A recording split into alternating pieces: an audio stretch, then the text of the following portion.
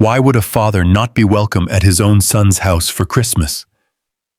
That was the question echoing in my mind as I sat in the driver's seat, the December chill biting through the windshield, while the glow of Marcus's house still burned in my eyes. It was not supposed to be like this. I had raised him in this very city, worked double shifts, missed sleep, and carried bricks on my shoulders just to give him the future he now enjoyed. Yet tonight, he looked at me with the coldness of a stranger. Hours earlier, I had walked into that house with hope in my chest. Marcus had built a life in the suburbs, a polished home with hardwood floors and chandeliers that seemed far removed from the modest apartment where he was raised. Vanessa had decorated everything for the season. A tall Christmas tree glittered in the corner ornaments, sparkling like promises. The smell of expensive candles drifted through the air. Not the scent of collard greens or baked turkey I used to make for him and his sister when they were children.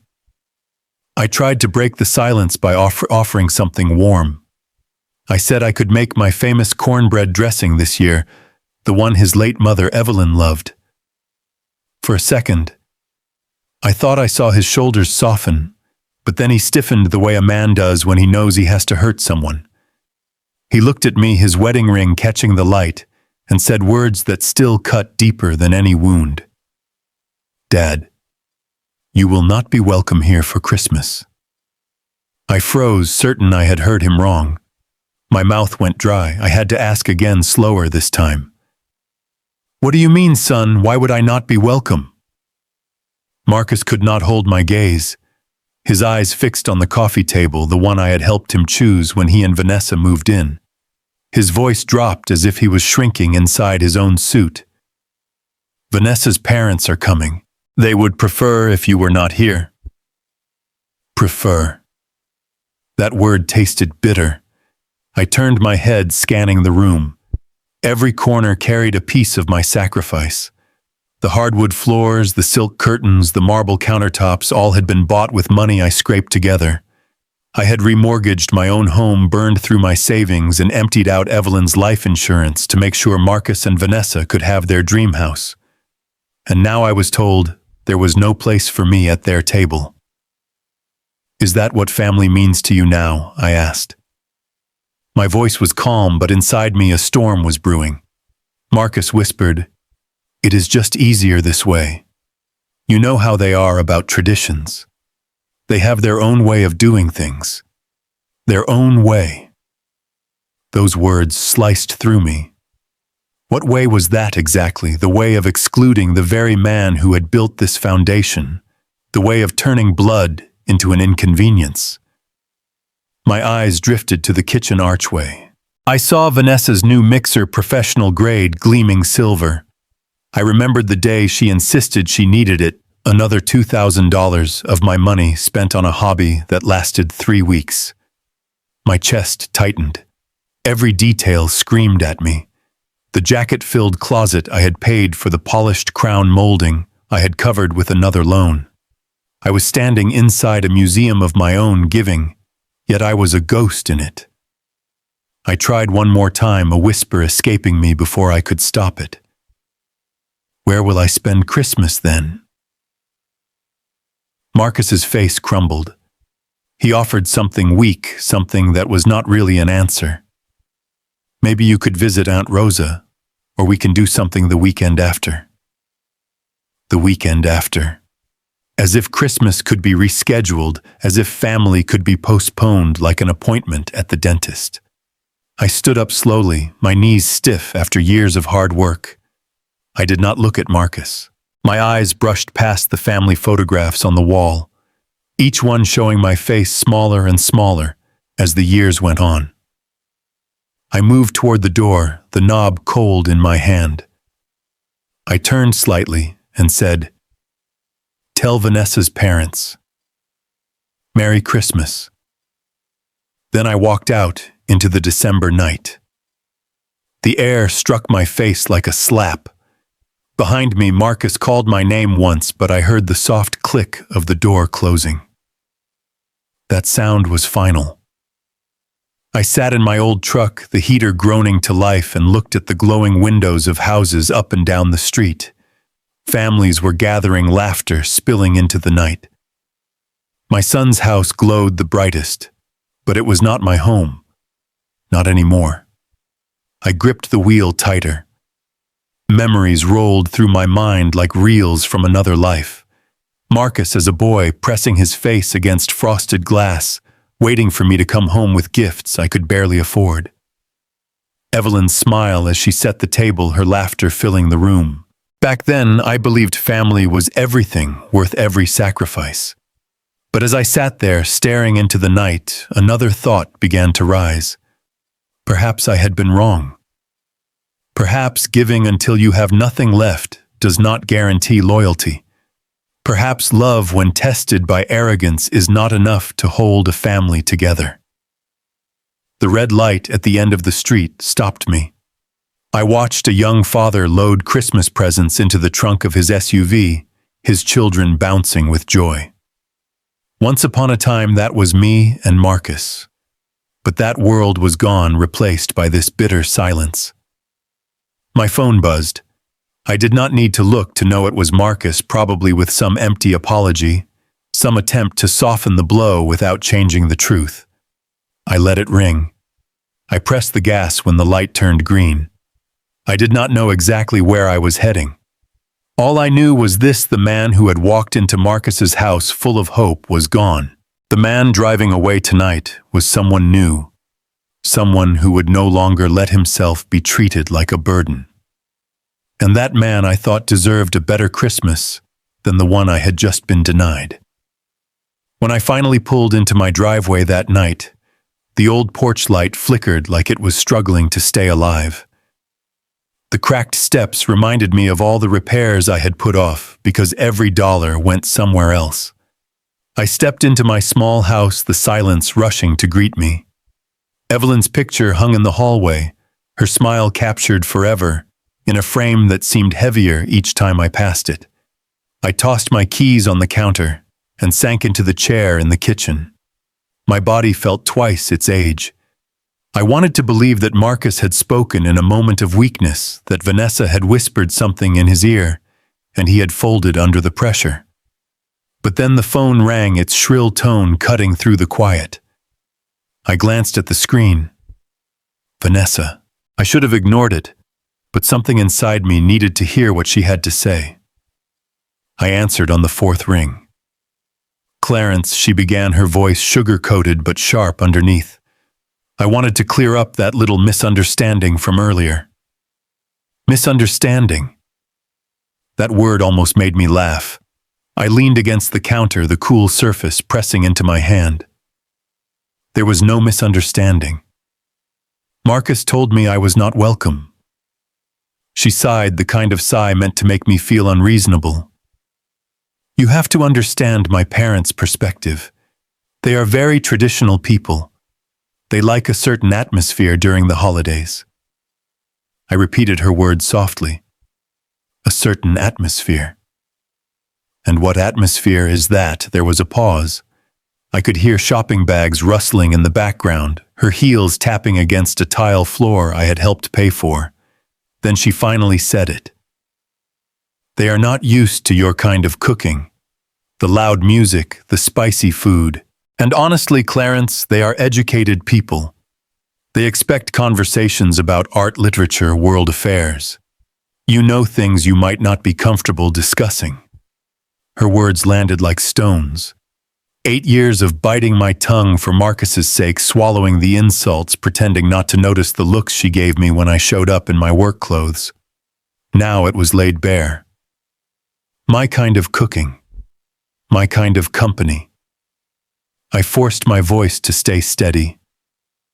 You mean the food you ate every Sunday when you first married Marcus? The cornbread you said reminded you of your grandmother. The music you danced to in my living room when you had nowhere else to go, that was different, she snapped quickly. Back then we were grateful. But now with my parents it would not be appropriate. Appropriate. The word echoed in my head. I felt my chest tighten. So now I am the embarrassment. Now I am the outsider at the table I paid for. Her tone turned colder. This is not about race, Clarence. It is about class. My father graduated from a top university. My mother speaks 4 languages. They summer in Martha's Vineyard. What would you bring to that table? Stories about laying bricks and fixing roofs? I gripped the phone tighter. Heat burned in my chest. I built a business with my hands after Evelyn passed. I employed dozens of people. I paid more in taxes than your father made in his best year. Money is not everything, she shot back. Breeding matters. Education matters. Evelyn understood her place better than you do. She blended in. She did not make waves. The line inside me broke.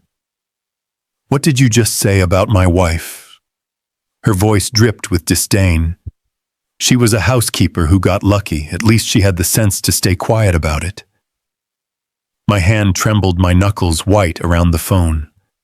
Evelyn, who had more grace in one smile than Vanessa's entire family combined, reduced to nothing by this woman. I steadied my breath. My voice dropped to something low and final. This conversation is over. We are done pretending to be family. You cannot just, she began, but I ended the call before she finished. I set the phone down carefully, as if it might explode. Around me, the kitchen felt smaller, stripped bare. But in that stripped silence, something lifted. The weight of years spent pleasing people who never respected me was falling away. I walked to the small desk in the corner and opened a drawer. Inside was a manila folder I had avoided for months. I pulled it out and spread the contents on the table. Bank statements, mortgage papers, receipts for furniture, appliances, renovations. Every page told the same story. My money, their life. I flipped through them slowly. Monthly transfers of $2,800, 5 years in a row. That was nearly $170,000, not counting the down payment, or the countless times I covered their bills.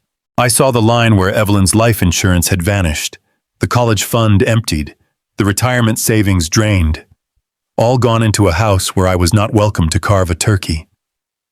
The numbers blurred in front of me. My throat tightened.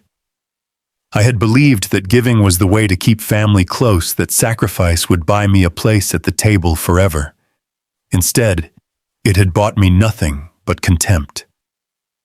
I sat back staring at Evelyn's photo on the wall. Her smile, frozen in time, seemed to be asking me why I had let this go on for so long. The phone buzzed again, Vanessa's name glowing on the screen. I let it ring until it stopped. Then I turned the phone face down. For the first time in years, I was done listening. I sat at the kitchen table long after the call ended, the manila folder spread in front of me like a crime scene. Each page was evidence not just of my giving, but of my weakness. 5 years of monthly transfers, each one heavier than the last. I picked up my calculator, though I already knew the numbers by heart. $2,800 every month, 60 months, more than $160,000. Add the down payment of nearly $50,000, the renovations, the furniture, the appliances, the times I covered their bills when Marcus lost his job. The total was staggering, over $230,000. I thought of all the things Evelyn and I had dreamed of doing, traveling to see the places we had only read about, fixing up the old house so it would feel like home again, maybe even retiring without fear. Instead, all of it had gone into someone else's dream, a dream I was not even allowed to step into on Christmas Eve. I stared at the papers until the numbers blurred, then pushed the calculator aside. Enough. It was time to stop the bleeding. I picked up the phone again, but this time I did not call Marcus or Vanessa. I called the bank. A young woman answered, her tone polite and efficient. "Thank you for calling Spokane Federal. This is Jennifer. "How can I help you today? I need to cancel an automatic transfer," I said, my voice steadier than I expected. She asked for my account number for the security questions. I gave them without hesitation. My hands did not shake. I had carried bricks heavier than this moment. "I see the transfer you are referring to, Mr. Johnson," she said after a pause. $2,800 monthly to Wells Fargo account, ending in 7423. "How long have you been making this transfer?" "5 years, I replied. Saying it out loud tasted bitter, like swallowing ashes. "And you would like to cancel it, effective immediately." I looked around my kitchen at the outdated appliances, the peeling paint on the walls, the windows that let in the cold air each winter. I thought of the cracked porch steps, the light that flickered outside the repairs I had postponed for a house that was not mine. "Yes," I said. "Effective immediately." "Done," she confirmed. "The transfer has been canceled. Is there anything else I can help you with today?" I closed my eyes for a moment, feeling a weight shift off my shoulders. "No," I said softly. "That is everything." When I hung up, the house was silent again, but the silence was different. It was not heavy this time. It was clean, almost freeing. For the first time in 5 years, I knew my next month's budget would balance. For the first time since Evelyn passed, I could think about myself without guilt. I gathered the bank statements and receipts into a pile, then carried them to the fireplace. The flames flickered eagerly as I struck a match. I fed the papers into the fire one by one, watching the edges curl and blacken, watching 5 years of sacrifice turn to ash. The smoke rose, carrying with it the ghost of the man who had been too afraid to say no. The fire warmed my face, warmer than I had felt in years. My phone buzzed again on the counter, Vanessa's name glowing across the screen. I let it buzz until it stopped. Then I poured myself a glass of whiskey from the bottle I had been saving for a special occasion. Tonight felt like that occasion. I raised the glass to Evelyn's picture on the mantel. "Merry Christmas to me," I whispered, and for once I meant it. The next morning I woke up lighter. The sun streamed through the blinds, and the air in the house felt less suffocating. I made coffee, not the cheap blend I had been buying to stretch dollars, but the good Colombian roast I had not touched in years. I sat at the table, sipping slowly, tasting freedom in every swallow. I thought about what Vanessa would do when she realized the payments had stopped. I pictured the panic in her eyes, the way she would scramble to cover the mortgage, the phone calls she would make. I imagined Marcus standing beside her, torn between pride and dependence. For years I had been their safety net. Now they would learn how it felt to stand on their own. The thought did not bring me guilt. It brought me peace. My phone rang again mid-morning. This time it was Marcus. I let it go to voicemail. His voice came through after the beep, shaky and uncertain. "Dad, I think we need to talk. Please call me back." I did not. Not yet. Talking now would only lead me back into the same cycle, the same empty promises. I had made my decision, and decisions meant nothing if they could be undone by one guilty conversation.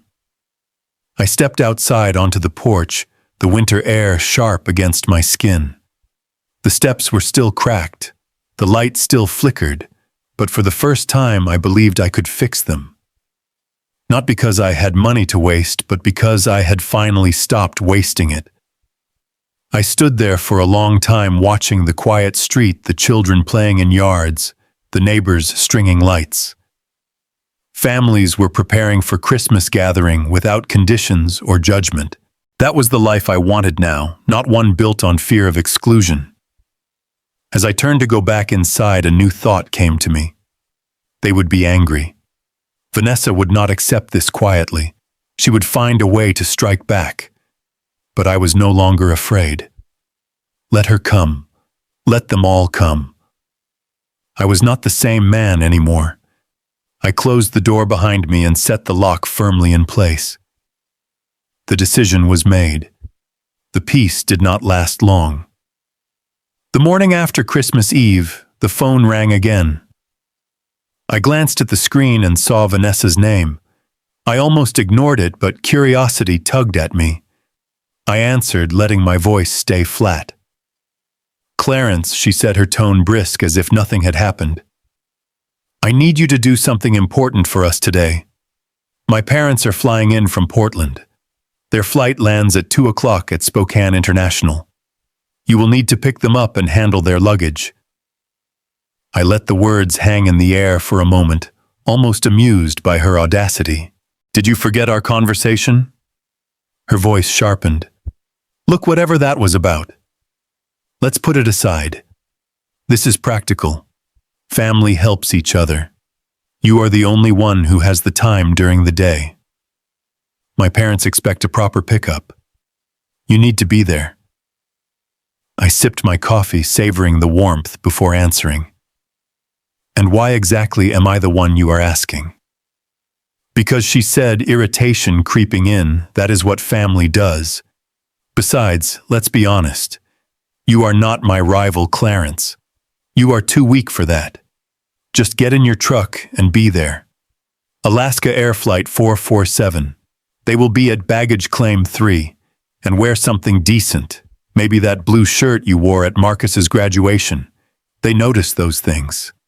She ended the call without a thank you. I set the phone down slowly and leaned back in my chair. The arrogance was breathtaking. Less than a day after telling me I was unworthy of sitting at her table, she wanted me to act as her chauffeur. I glanced at the clock. 10:52. Plenty of time to make it to the airport if I wanted. But I did not want to. At 2:15 that afternoon, instead of pulling into the crowded lanes of Spokane International, I was sitting comfortably in my favorite chair at home. A pot of Earl Grey steamed on the table beside me. The newspaper lay open in my lap. Outside, sunlight slanted through the blinds, warming the room. I had finished the crossword puzzle just as my phone began to buzz. Vanessa's name lit up the screen. I let it ring until it stopped. 10 minutes later, it buzzed again, then again. By 3 o'clock, I had received 6 calls, each one more insistent. I ignored them all, turning the pages of the paper slowly, deliberately. Somewhere across town, Richard and Angela Carter were standing at baggage claim, searching for a man who would never come. The thought made my tea taste sweeter. By 3:45, another number appeared on the screen, likely one of their borrowed phones. I let that ring too.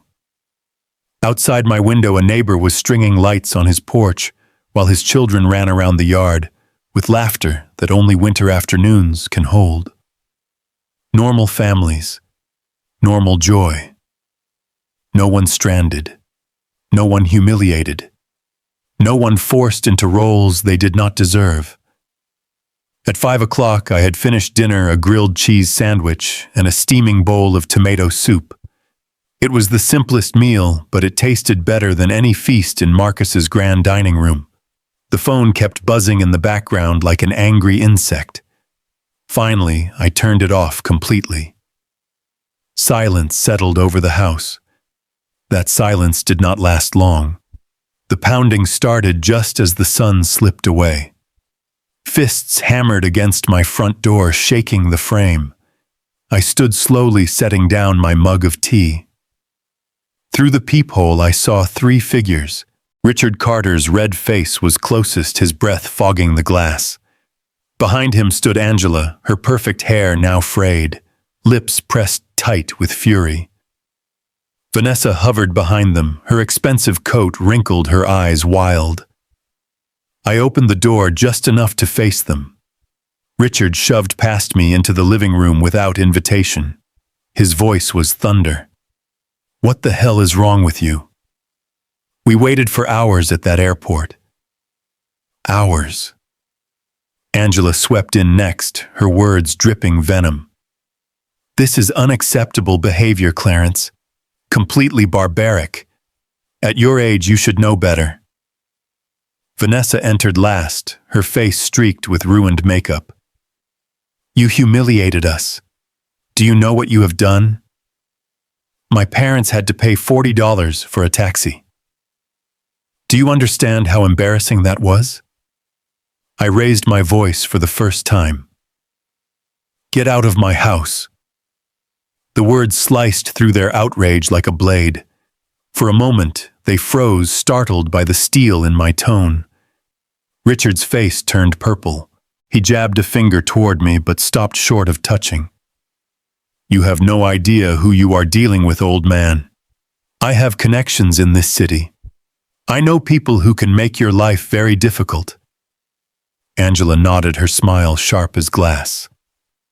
Actions have consequences, Clarence. You will regret this. Vanessa grabbed her father's arm.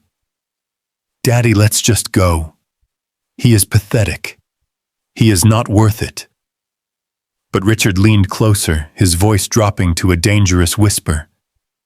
You think you can humiliate us without paying the price. You are about to learn how wrong you are. I did not flinch. I stepped aside, holding the door open wider. The lesson is over. You can leave. They stormed out together, their anger trailing behind like smoke. I closed the door firmly and turned the deadbolt. Through the window, I watched them pile into a rental car, their voices raised in bitter argument as they sped away into the night. The house felt cleaner when they were gone, lighter, but their words echoed in the silence. Public consequences, important people, connections. I returned to my chair and picked up my tea. For the first time in this entire ordeal, I felt a spark of concern, but it was drowned out by something stronger. Anticipation. 3 days passed in uneasy quiet before the next blow landed. I was sitting at the kitchen table with my morning coffee when I opened the Spokane Review. I had been enjoying the simple ritual of reading the paper again, circling articles that interested me, finishing the crossword without distraction. But that morning, my own face stared back at me from page 3. The headline struck like ice water. Spokane businessman abandons elderly couple at airport during holiday storm. I froze, the cup suspended halfway to my lips. My photo was an old one taken years ago from my company's website. Below it, the article unfolded in cruel detail. Richard and Angela Carter, visiting their daughter for Christmas, were left stranded for over 4 hours at Spokane International Airport when family member Clarence Johnson failed to appear for a prearranged pickup. The piece described frigid temperatures, dangerous conditions, and the trauma of being left alone at their age. Frigid temperatures. I looked out the window. It had been 52 degrees and sunny that day. The article quoted Richard directly. We could not believe someone would abandon us like that. We called repeatedly, but Mr. Johnson never answered his phone. We were forced to take an expensive taxi in unsafe weather. At our age, this was not just inconsiderate, it was dangerous. The words twisted reality until it became unrecognizable. The story painted me as unstable, bitter, and cruel. No mention of the years I had carried their bills, the thousands I had poured into Marcus's home, the sacrifices Evelyn and I had made. No mention of being told I was not welcome, just a cruel caricature of an old man who had lost his mind. I set the paper down and read it again slowly. My hands trembled with anger, not fear. I recognized the strategy. Richard had called in favors. His connections in the banking world had paved the way for this story to be planted exactly where it would cause the most damage. A clean, calculated strike. For the first time since this mess began, I felt something unexpected. Respect. They were ruthless, but they were not foolish. They had declared war, and they understood the battlefield. In a city like Spokane, reputation was everything. One article could undo a lifetime of work. But if they thought I would crumble, they did not know me. I carried the newspaper to my desk and opened my laptop. The screen glowed in the dim light as I began typing names into search engines. Richard Carter, Angela Carter, Vanessa Johnson, Marcus Johnson. Their social media accounts unfolded before me like open books. Photos of expensive dinners, vacations, jewelry, charity events, carefully curated images of refinement, sophistication, and wealth, all built on money that had come from me. I clicked through Vanessa's posts. A picture of their remodeled kitchen with granite countertops. A check-in at an expensive steakhouse the same month I had covered their overdue utility bill. A photo captioned, "Our beautiful home," with pride glowing in every word. My stomach turned. That home was my money, my sweat, my sacrifice. Richard's connections were even easier to trace. He was treasurer of the Inland Northwest Business Leaders Association, a member of the Spokane Country Club, a retired executive with ties in every corner of the city. He had used those ties to place the story. Angela's profile was filled with charity luncheons and wine tastings, her image polished like silver. Then I looked at Marcus's LinkedIn. My heart sank when I saw his recent activity. He had just connected with Patricia Morrison, lifestyle editor at the Spokane Review, the same name that sat at the bottom of the article. The betrayal was complete. My own son had helped set the trap. I leaned back in my chair, staring at the evidence glowing across my screen. They thought they had won. They thought I would shrink into the shadows, ashamed and humiliated. But they had made mistakes. First, they underestimated me. They thought I was just a tired old man with no fight left. Second, they went public. By dragging my name into the newspaper, they had given me permission to fight back in the open. Third, they documented everything. Their arrogance lived on their profiles, their hypocrisy cataloged in photos and posts, a world to see. I opened a fresh document.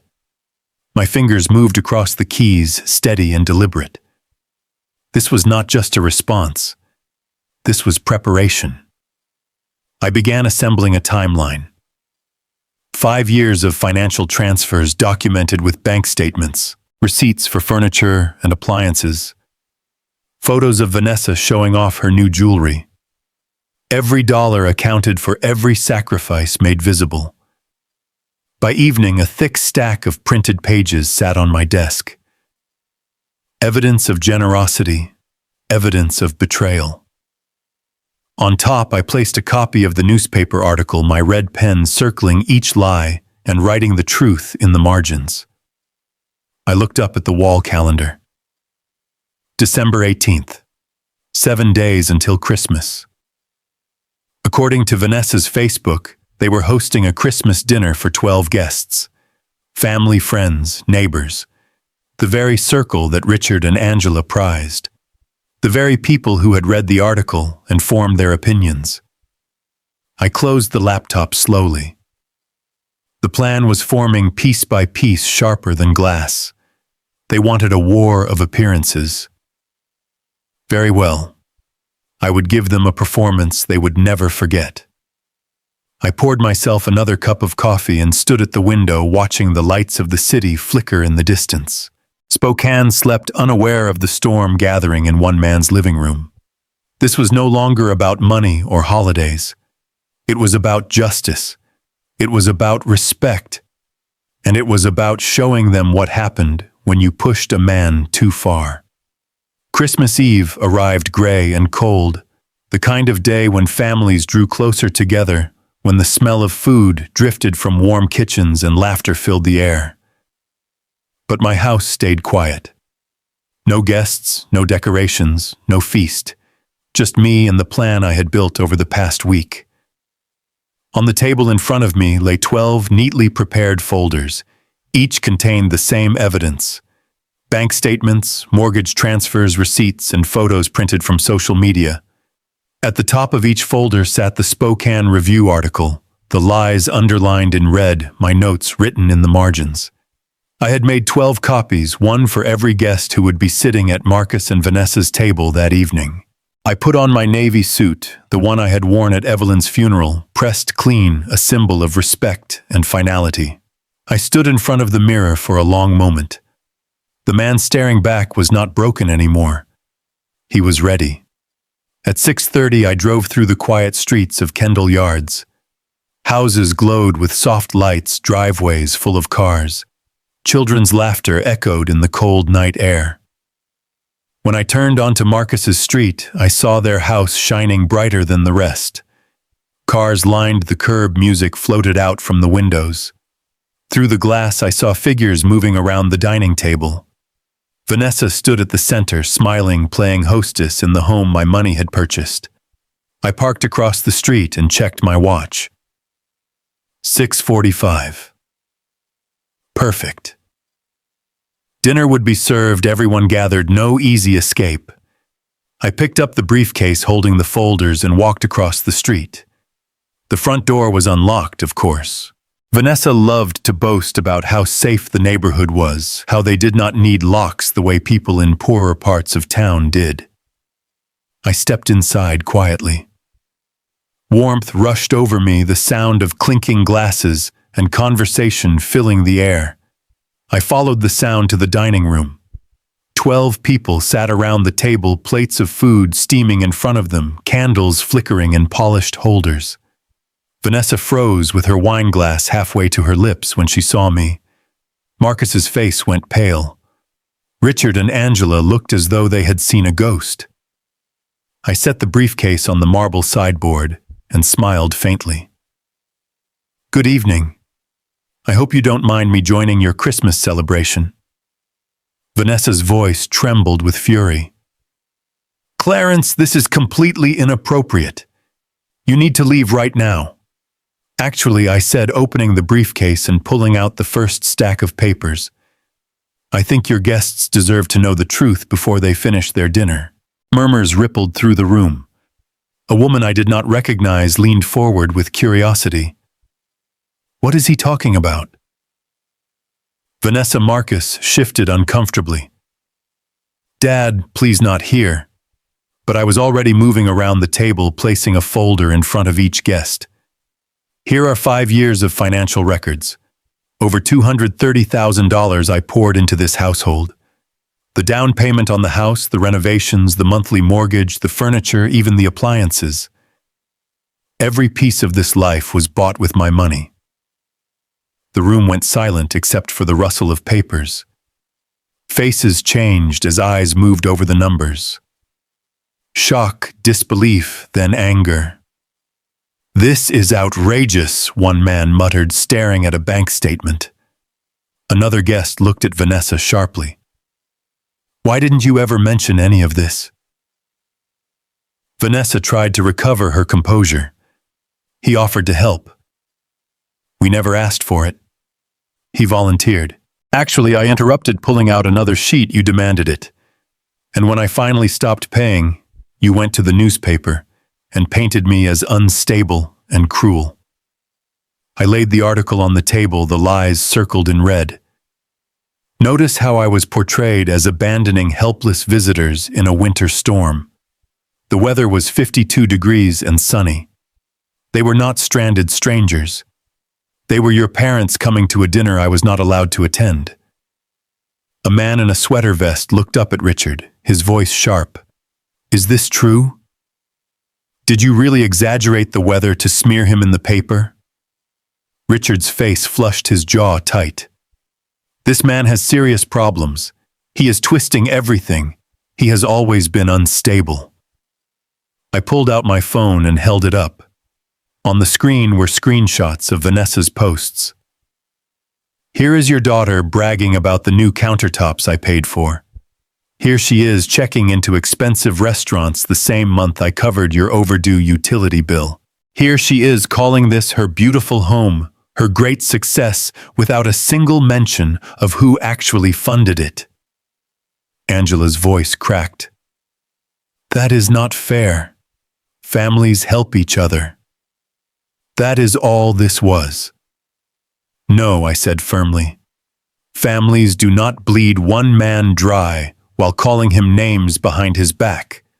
Families do not ban a father from Christmas dinner because he is not polished enough for their circle.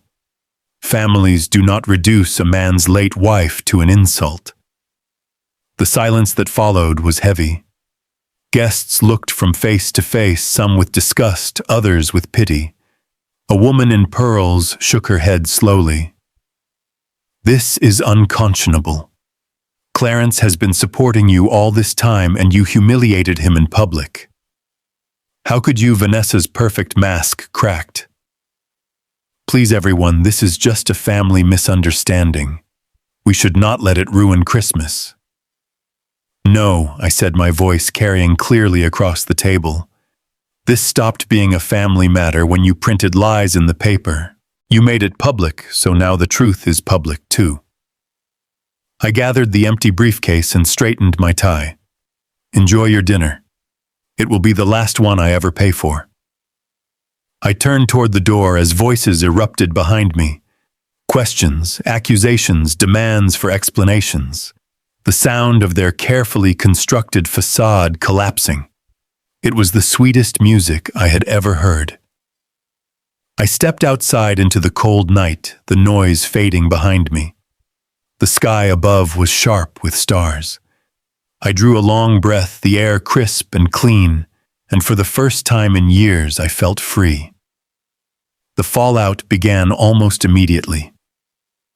By the morning after Christmas, the story of that dinner had already spread through Spokane. Word traveled fast in a city where reputations were built in small circles and destroyed just as quickly. The very guests who had sat at Marcus and Vanessa's table carried my evidence with them, showing neighbors, friends, and colleagues. The Carter family's image of refinement and superiority was unraveling like thread pulled loose from an old suit. I saw the first sign when I stopped at the corner store for milk. Two men stood by the newspaper rack, their voices low but urgent. One of them held the folder I had handed out, pages spread open.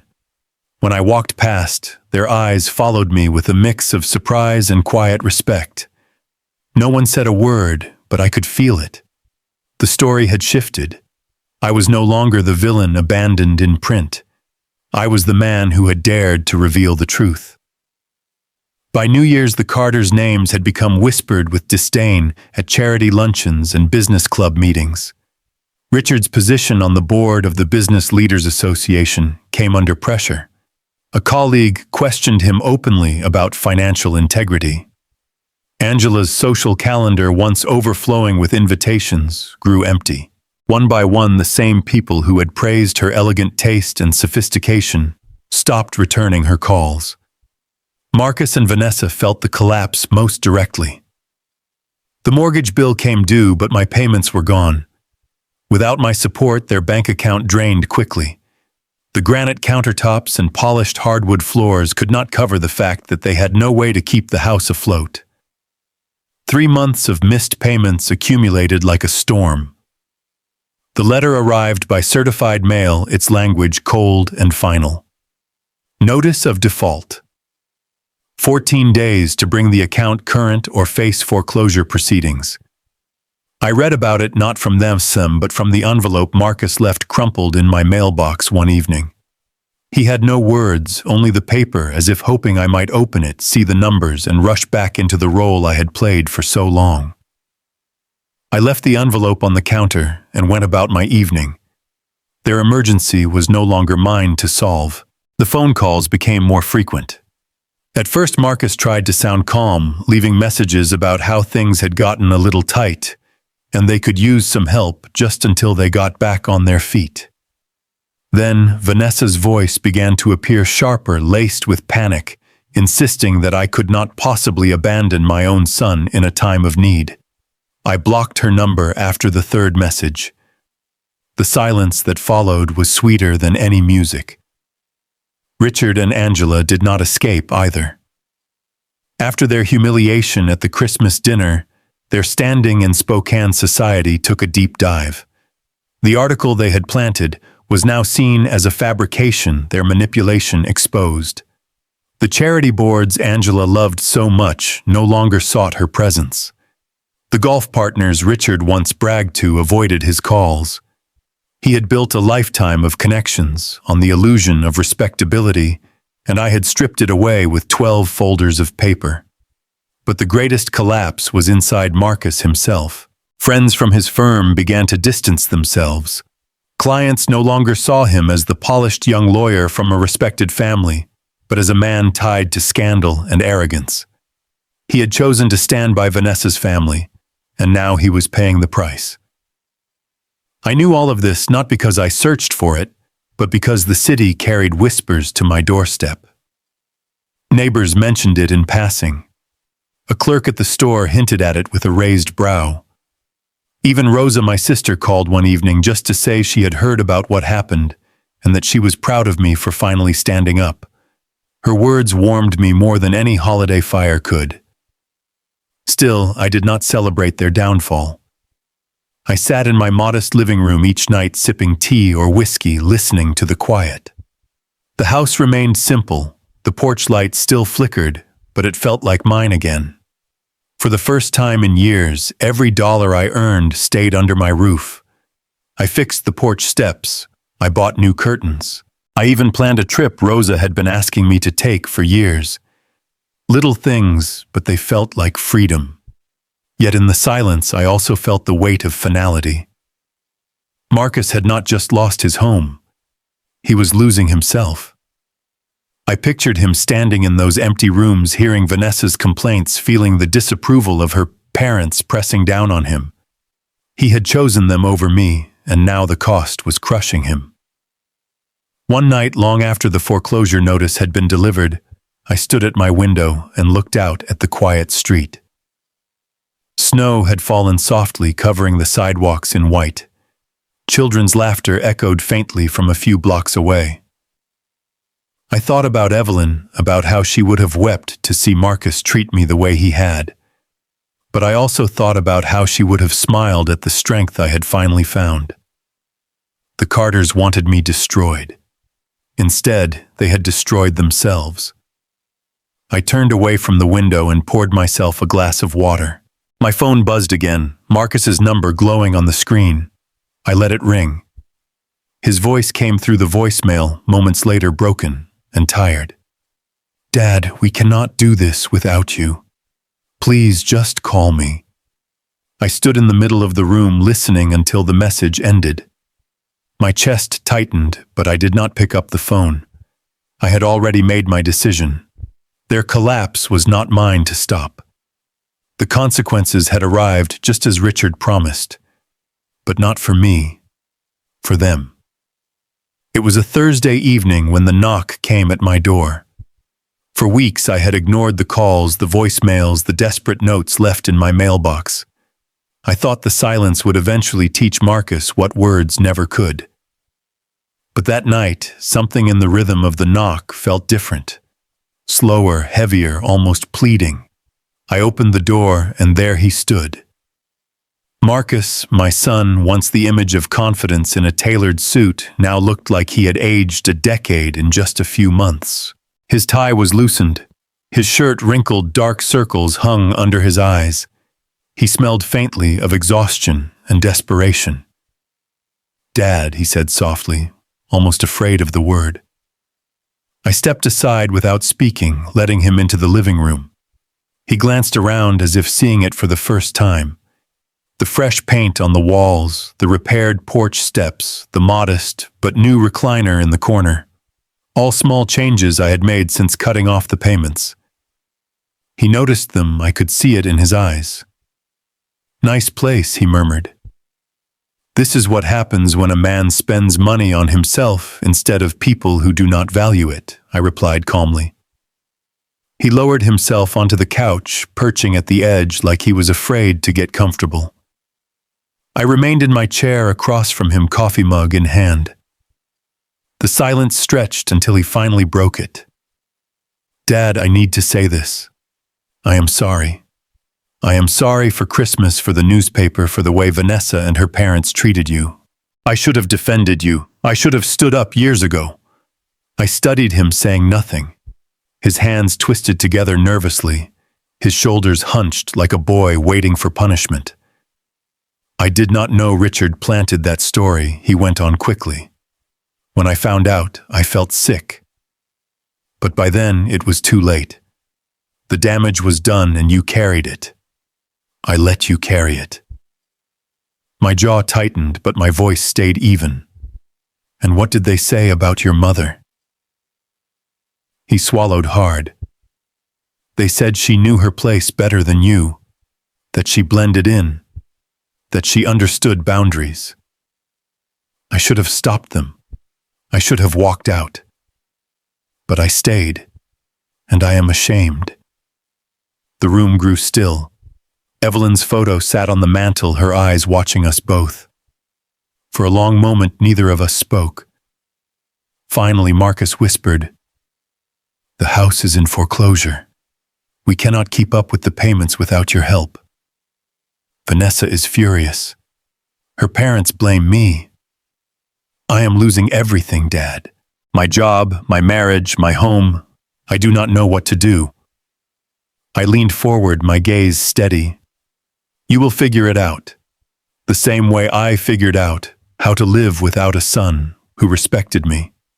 The same way I learned to spend Christmas alone while you sat at a table where I was not welcome."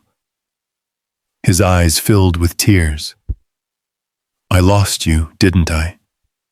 I chose them over you, and now I have lost you forever." I let the words hang in the air. The truth was harsher than he realized. "No, Marcus. You did not lose me. You gave me away. There is a difference." He dropped his face into his hands, shoulders shaking silently. I watched my chest heavy with something between sorrow and relief. When he finally looked up, his voice cracked. "Is there any chance you could forgive me? I forgave you months ago," I said slowly. "But forgiveness is not the same as pretending none of this happened. It does not mean I will go back to paying for a life that required me to be silent and grateful for scraps of your attention. Forgiveness is not the same as rescue." "Then what does it mean?" he asked, his voice fragile. I stood and walked to the mantel. Beside Evelyn's picture sat a new frame, one of me smiling with Rose's family at Easter dinner. I picked it up and turned toward him.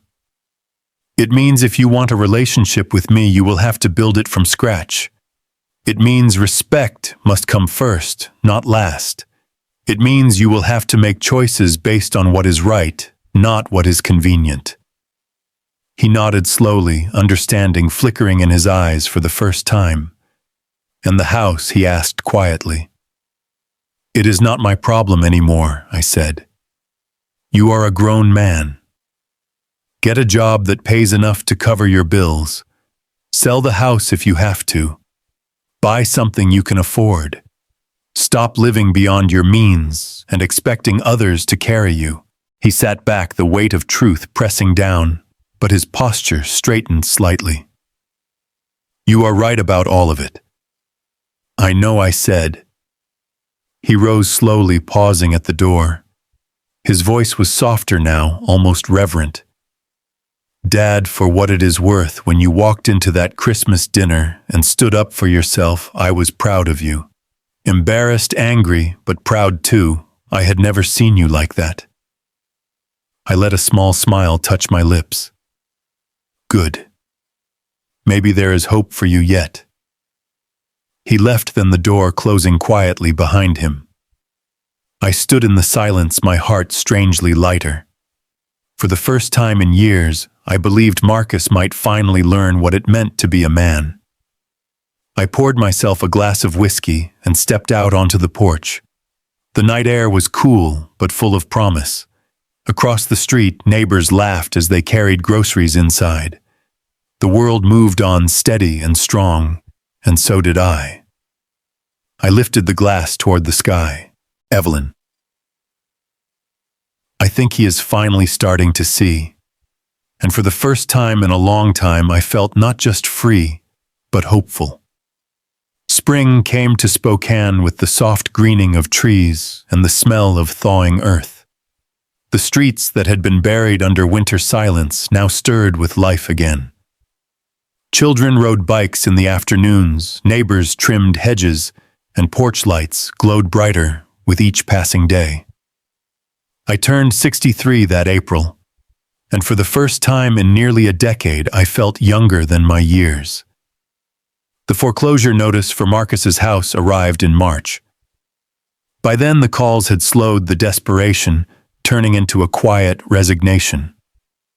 I never went to see the house once the papers were taped to the front door, but neighbors told me the lights went out sooner each night. Vanessa's car disappeared one weekend, her parents helping her pack. Rumor said she left for Portland with Angela and Richard. Whether Marcus followed or stayed behind, I did not ask. His choices were his own now. My life was no longer tied to their chaos. Each morning I woke to the sound of birds instead of the buzzing of unanswered calls. I brewed good coffee without guilt, bought groceries without calculating how much would be left for someone else's bills, and fixed the little things around my house that had been broken for years. The porch light shone steady now. The cracks in the steps were gone. My kitchen walls were freshly painted, a warm shade that Evelyn would have loved. But the greatest change was not in the house. It was in me. I had discovered the peace that comes from drawing a line and keeping it. I had learned that freedom was not just about money, but about dignity. Rosa, my sister, called one Sunday afternoon. "Clarence," she said, her voice bright, "you are coming to dinner, right? The kids want to show you their school projects." I smiled into the phone. I would not miss it. Her house was filled with noise the way mine used to be. Laughter spilled from the kitchen where Rosa stirred pots of collard greens and cornbread baked in the oven. Her grandchildren ran through the living room with construction paper crowns on their heads, shouting about who was king and who was queen. I sat at the table, soaking it all in the warmth of family, not bought with money, but given freely. During dinner, Rosa leaned close and whispered, "You look lighter, brother. Happier.